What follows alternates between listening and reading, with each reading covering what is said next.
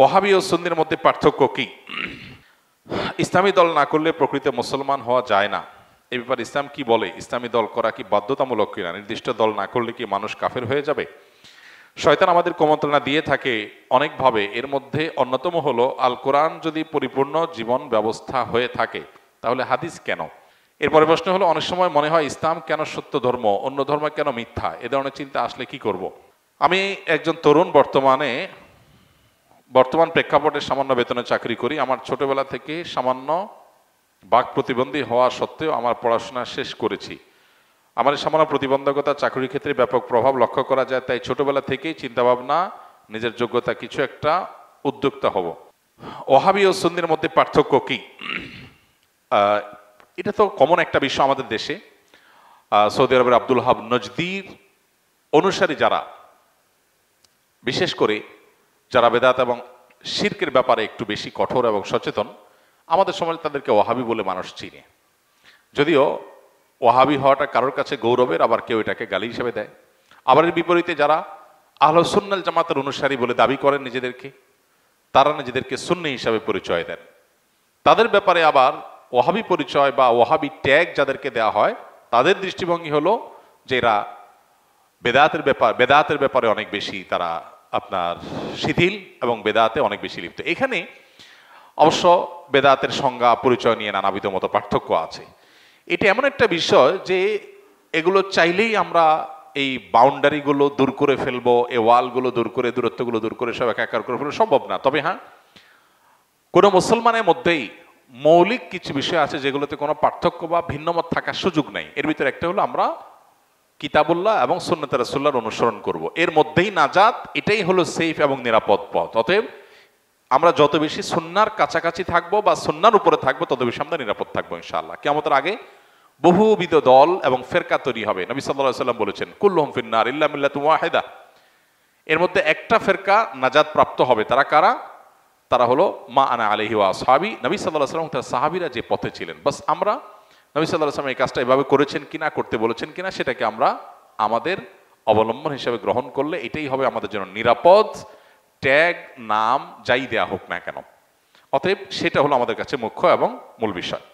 শয়তান আমাদের কুমন্ত্রণা দিয়ে থাকে অনেকভাবে। এর মধ্যে অন্যতম হলো আল কোরআন যদি পরিপূর্ণ জীবন ব্যবস্থা হয়ে থাকে তাহলে হাদিস কেন? খুবই হাস্যকর একটা বিষয়। আমাদের সমাজে অনেকের মুখে এখন আজকাল এগুলো শোনা যায়, কোরআন যদি পরিপূর্ণ হয় তাহলে হাদিস কেন? কোরআন পরিপূর্ণ, কোরআন হলো মূল পাঠ, এটার ব্যাখ্যা গ্রন্থ হলো হাদিস। অতএব কোরআন পরিপূর্ণ হওয়ার সাথে হাদিসের প্রামাণ্যতার কোনো সংঘর্ষ নাই, কন্ট্রাডিকশন নাই, দুইটাই প্যারালালি চলে। কারণ হলো কোরআনের ব্যাখ্যার জন্যই আল্লাহ তাআলা রাসূলকে পাঠিয়েছেন। এখন যদি কেউ বলেন কোরআন তো পরিপূর্ণ, তাহলে আল্লাহ রাসূল পাঠালেন কেন? কোরআন জিবরিল দিয়ে পাঠিয়ে দিলেই তো হইলো। এই প্রশ্নটা যেরকম অবান্তর, কোরআন পূর্ণাঙ্গ হলে আবার হাদিস লাগে কেন, এটাও সেরকম অবান্তর। এনকারে হাদিসের ফিতনা এখন ঘরে ঘরে দাঁড়ে দাঁড়ে হয়ে গেছে। হাদিস অস্বীকার করার আমাদের সতর্ক থাকতে হবে। এরপরে প্রশ্ন হলো, অনেক সময় মনে হয় ইসলাম কেন সত্য ধর্ম, অন্য ধর্ম কেন মিথ্যা? এ ধরনের চিন্তা আসলে কি করব?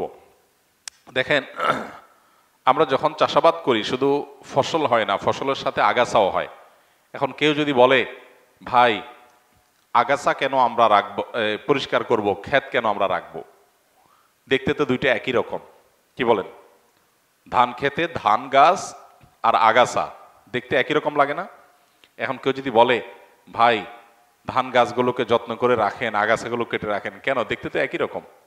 এই জন্য পৃথিবীতে প্রচলিত যত ধর্ম আছে দেখতে মনে হয় সব ধর্ম একরকম। আসলে একটা হলো মূল গাছ, মূল গাছের মধ্যে বহু আগাছা সৃষ্টি হয়েছে। যেই ধর্মের সূত্র আসমানের সাথে, আল্লাহর সাথে, ওহির সাথে, নবী রাসূলদের সাথে, সেগুলোকে বলা হয় আসমানি ধর্ম। এগুলো যুগে যুগে সব একই সূত্রে গাথা। এগুলোরই সর্বশেষ ধারা হলো মুহাম্মদ সাল্লাল্লাহু আলাইহি ওয়াসাল্লামের ধর্ম। এরপর আর কোনোটা আসবে না, এরপর কিয়ামত হয়ে যাবে। এই ধারার যে কোনো ধারার অনুসারী হলেই তিনি নাজাত প্রাপ্ত। এর বাইরে মানুষের সৃষ্ট আরো বহু ধর্ম পৃথিবীতে তৈরি হয়েছে, এগুলো কোনোটাই সঠিক নয়। এখন আমরা ওই যে আগাছা এবং মূল ফসল সম্পর্কে ধারণা না থাকার কারণে আমাদের কাছে দেখে এক মনে হয়। যে ধান গাছ আর আগাছার পার্থক্য জানে না তার কাছে সবাই এক মনে হয়, কিন্তু যে পার্থক্য জানে তার কাছে এক মনে হবে না। একটা হবে মূল গাছ, আর হলো আগাছা সৃষ্টি হয়েছে। আসমানি ধর্ম এটার ধারা শুরু হয়েছে কখন? আদম আলাইহিস সালাম থেকে শুরু করে নূহ আলাইহিস সালামের সময় এটার দ্বিতীয় ধাপ শুরু হয়েছে। এই যে হাজার হাজার বছর যাবৎ চলে আসছে, এরপরে এসে বহু মানব রচিত ধর্ম পৃথিবীতে শুরু হয়েছে। অতএব এগুলোর ভিতরে কোনটা আল্লাহর মনোনীত আর কোনটা আল্লাহর মনোনীত না, এটা বোঝাটা হলো গুরুত্বপূর্ণ। আল্লাহ কোরআনে বলেছেন না দিন ইনদাল্লাহিল ইসলাম, আল্লাহর কাছে একমাত্র মনোনীত দিন হলো ইসলাম। ওয়া মান ইয়াবতাগি গায়রাল ইসলামি দীনান ফালান ইউকবালা মিনহু, আল্লাহ বলেছেন যে ব্যক্তি ইসলাম ছাড়া অন্য কিছু আল্লাহর কাছে ধর্ম হিসাবে নিয়ে আসবে, অ্যাকসেপ্টেড হবে না। এজন্য আমাদের ইসলাম সম্পর্কে জানতে হবে এবং মানব রচিত দিন বা ধর্মগুলো সম্পর্কে আমাদের জানতে হবে, তাহলে ইনশাআল্লাহ ধোঁয়াশা দূর হবে। আমি একজন তরুণ, বর্তমান প্রেক্ষাপটে সামান্য বেতনে চাকরি করি। আমার ছোটবেলা থেকে সামান্য বাক প্রতিবন্ধী হওয়া সত্ত্বেও আমার পড়াশোনা শেষ করেছি। আমার এই সামান্য প্রতিবন্ধকতা চাকরির ক্ষেত্রে ব্যাপক প্রভাব লক্ষ্য করা যায়, তাই ছোটবেলা থেকেই চিন্তাভাবনা নিজের যোগ্যতা কিছু একটা উদ্যোক্তা হব, বাট পরিবারের চাপে কখনো সাহস পাই নাই। পরিবারের কোনোভাবেই নিজে কিছু একটা করব মেনে নেয় না, তারা চায় আমি যেন সবসময় চাকরি করি, বলে সামান্য বা কম বেতনে হলেও 15 দিনে চাকরি করো। কিন্তু বর্তমান প্রেক্ষাপটে আমার প্রতিবন্ধকতা থাকা সত্ত্বেও সামান্য বেতনে বউ বাচ্চা নিয়ে সংসার চলে না। মূল প্রশ্নটা কি? আমার প্রশ্ন হলো, আমি যদি পরিবারের কথা অমান্য করে বা না শুনে নিজেই কোনো কিছু শুরু করি, তাহলে পরকালে আল্লাহর কাছে আমার জবাবদিহি করতে হবে কিনা? দেখুন, এটা তো খুব কমন একটা বিষয় এবং সহজ একটা বিষয়।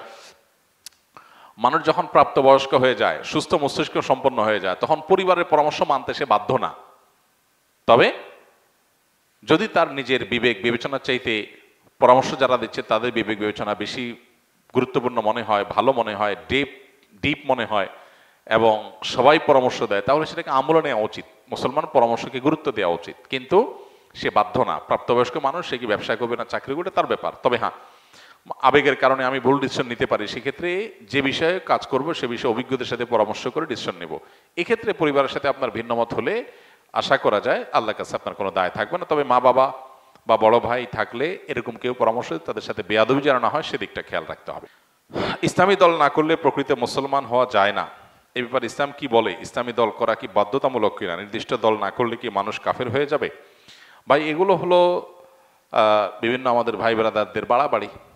বিভিন্ন ইসলামিক দলের কর্মীরা তারা তাদের মতো করে অনেক কথা বলেন, যেগুলো আসলে না কোরআন হাদিসে আছে, না তাদের দলের নেতারা তাদেরকে ভাই বলেন। এরকম অনেক ভাই ব্রাদার আছেন যারা এই ধরনের কথাবার্তা বলেন। একজন মুসলমান রাজনীতি সচেতন হতে হবে।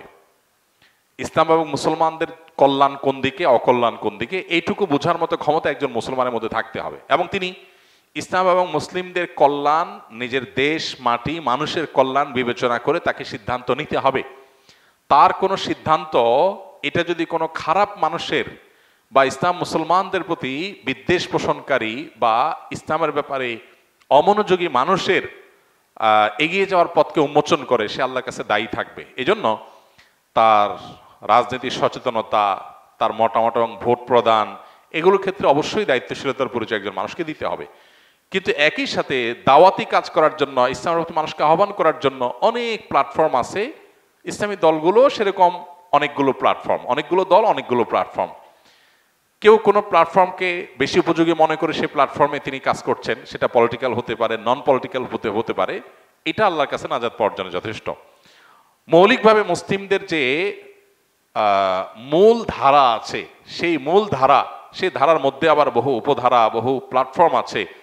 সেগুলোর বাইরে এসে মূল ধারার সাথে যাতে কানেক্টেড থাকে মুসলমানরা, সেখান থেকে বিচ্ছিন্নতাবাদের দিকে যেন না যায়, নিজস্ব কোনো মতবাদ যেন তৈরি না করে, আলাদা কোনো আপনার গিরিপথ যেন তৈরি না করে, এই ব্যাপারে শরীয়ত আমাদেরকে সতর্ক করে। অতএব ঐক্যবদ্ধ থাকার মানে হলো সেটা, কোনো একটা বলয় বা প্ল্যাটফর্ম বা কোনো একটা সংগঠন, সাংগঠনিক পরিচয়, পলিটিক্যাল হোক, নন পলিটিক্যাল হোক, এ ধরনের প্ল্যাটফর্মে কাজ করলে কাজের সুবিধা হয়। সন্দেহাতীতভাবে সেটি জায়েজ, কিন্তু সেটা করতে গিয়ে যদি আমরা অন্ধ হয়ে যাই, আমাদের ওয়ালা বাড়াটা যদি দলকে ঘিরেই হয়ে যায়, আল্লাহ এবং তার রাসূলের জন্য না হয়ে যদি সেটা সীমাবদ্ধ এবং সীমিত একটা চিন্তার জন্য হয়ে যায়, তাহলে সেটা আবার গুনাহের বিষয়ে হতে পারে। এই জন্য বিষয়গুলোকে পার্থক্য করা, পরখ করা, ইম্পর্টেন্সি এবং গুরুত্ব বোঝার পাশাপাশি কতটা ইম্পর্টেন্ট শরিয়াতে সেটাও বোঝা গুরুত্বপূর্ণ। আমরা অনেকে এক্ষেত্রে বাড়াবাড়ি করি, আবার অনেকে ছাড়াছাড়ি করি। এই দুইটারই অবসান হওয়া দরকার এবং সঠিকটা আমাদের অন্তত উপলব্ধি করা দরকার। আল্লাহ তাদেরকে বোঝার তৌফিক দান করুন।